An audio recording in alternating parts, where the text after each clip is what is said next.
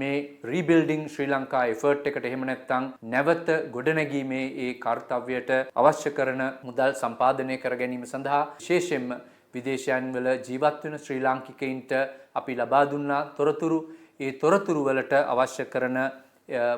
පරිදි මුදල් මේ වෙනකොට ලැබෙමින් පවතිනවා භාණ්ඩාගාර මෙහෙයුම් දෙපාර්තමේන්තුව විසින් ලබා දීලා තියෙන තොරතුරු වලට අනුව අපිට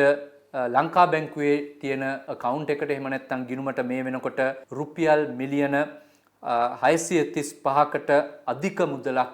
ලැබුණු බව ලංකා බැංකුව විසින් දන්වා තිබෙනවා මේට අදාළ කරන තැන්පතු එහෙම නැත්නම් transactions 30470කට වඩා අධික ප්‍රමාණයක් මේකට ලැබුණු බව වාර්තා වෙලා තියෙනවා. ඒ වගේම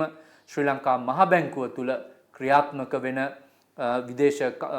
ගිණුම් වල තියෙනවා තැන්පත් කරන්නට පුළුවන් විදේශ මුදලින් තැන්පත් කරන්නට පුළුවන් තවත් ගිණුම් කිහිපයක් ලබා දීලා එම ගිණුම් වලට ලැබුණු මුදල් ප්‍රමාණය රුපියල් මිලියන 61කට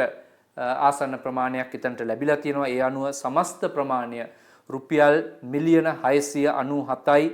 476 ඉක්මවා ගිය ප්‍රමාණයක් තියෙන බව මේ වෙනකොට භාණ්ඩාගාර මෙහෙයුම් දෙපාර්තමේන්තුව විසින් දන්වා තියෙනවා. එසේ ඉහළින් සඳහන් කරන්නට යෙදුණු මුදල ලැබී තිබෙන රටවල් පිළිබඳව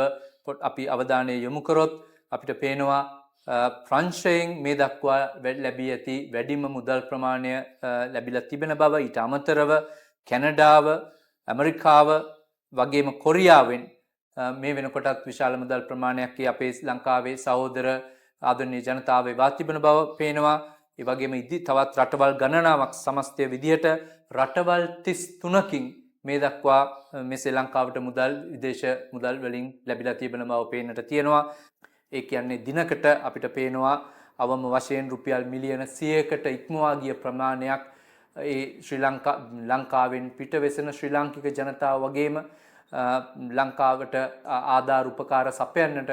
බලාපොරොත්තු වෙන ජනතාව විසින් ආයතන විසින් මේ ආධාරයන් ලබා දෙන බව අපිට පෙනී ගිහිල්ලා තියෙනවා.